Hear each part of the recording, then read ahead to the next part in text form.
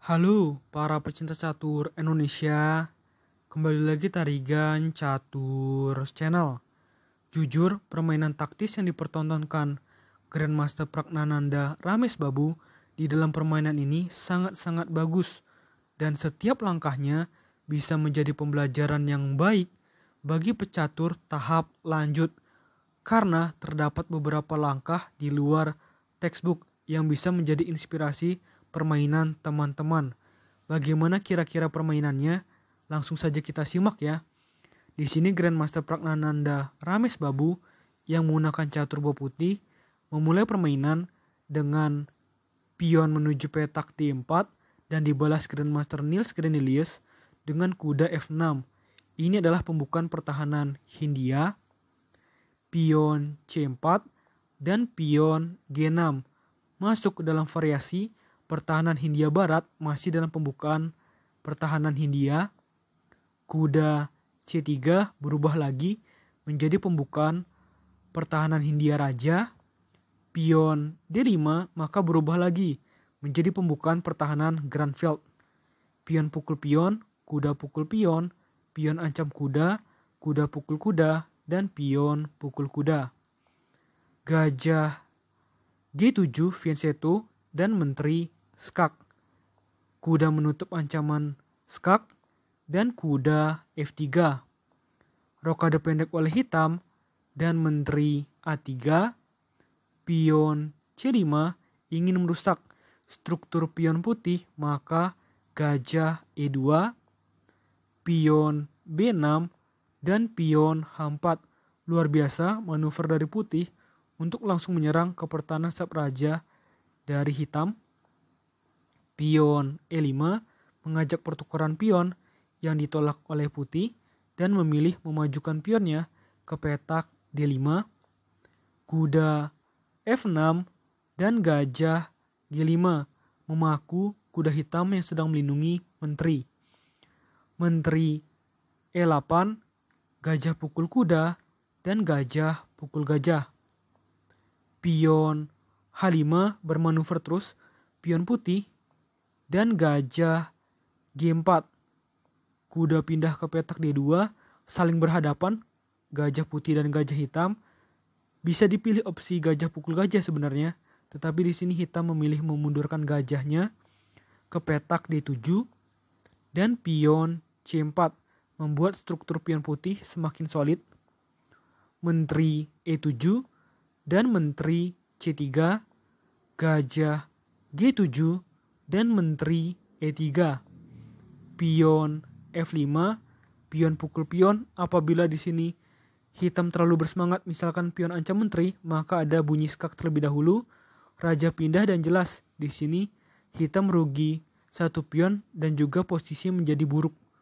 Oleh karena itu di sini pion putih harus dipukul dahulu dan pion A4, gajah F6 dan pion A5. Gajah ancam menteri dan menteri H3, ada ancaman skakmat di petak H8, maka di sini harus dijaga dengan menteri G7. Menteri C3 dan menteri F6, gajah D3 dan menteri E7. Kuda ancam gajah dan gajah F6, menteri C2 dan benteng C8. Pion pukul pion dan pion pukul pion. Rokade pendek oleh putih. Disinilah luar biasanya menurut admin Tarigan Catur. Walaupun di sini lajur H kosong karena pion putih sudah maju, tetapi tetap rokade pendek. Dan menurut analisa komputer ini juga langkah yang bagus.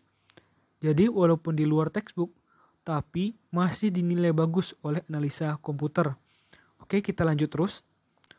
Pion F4 untuk mempersempit ruang gerak perwira atau pion-pion putih atau raja putih, dan benteng menuju petak A7 memberikan penekanan terhadap gajah hitam yang sedang melindungi menteri dan menteri D6.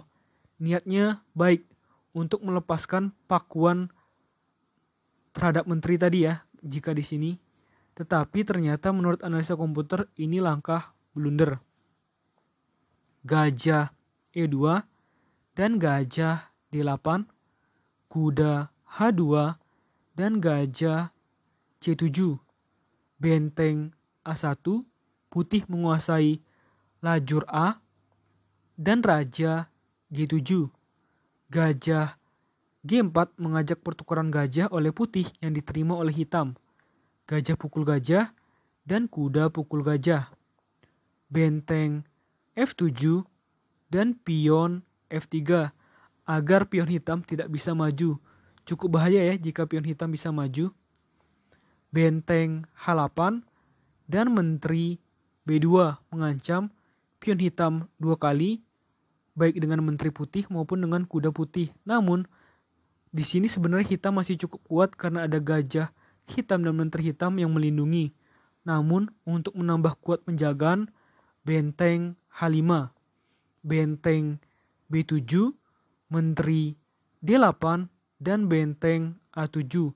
Lihat, 2 benteng putih menguasai baris ke-7. Raja G8 menghindar raja hitam dari petak panas di baris ke-7. Raja F2 dan benteng H1. Di sini benteng putih harus kembali. Benteng pindah ke petak H4.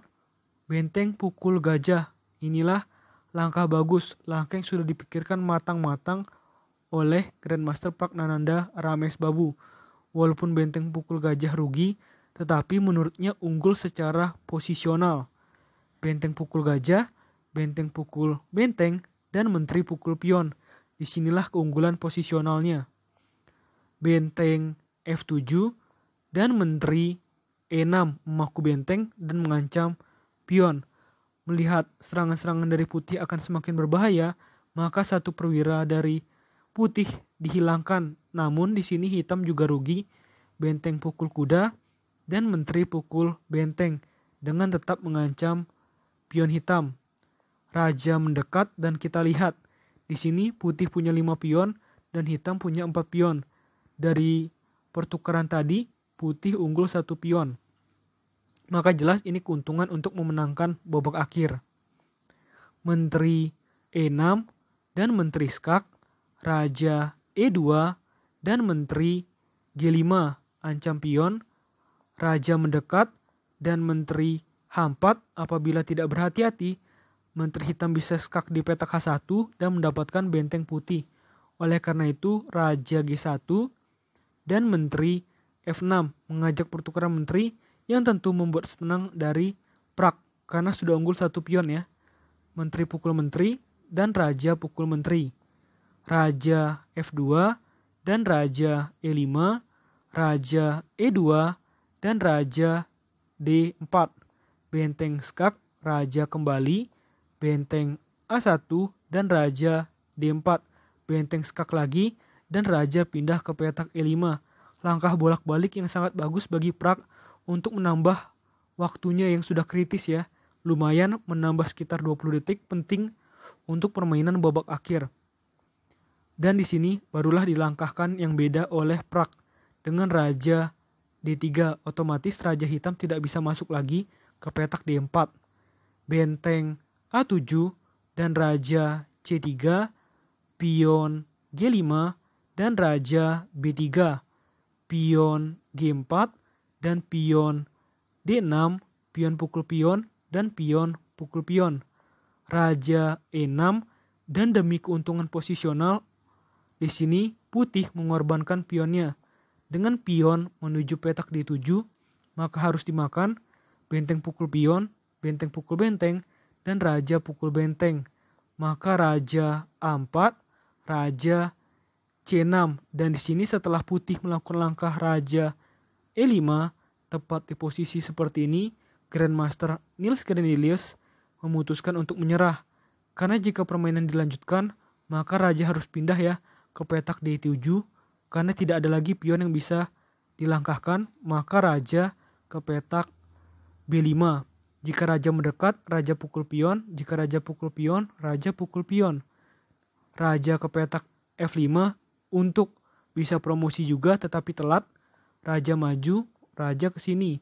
Pion maju, raja ke sini, pion maju, raja ke sini, pion maju, raja ke sini, pion promosi menjadi menteri. Misalkan raja ke sini, maka menteri ke petak C1. Bila pion maju, maka di sini gampang saja ya. Bisa menteri skak dulu, maka kan raja harus ke sini. Maka cukup ke sini. Bila pion maju, maka kita batasi. Jika ke sini, maka skak lagi.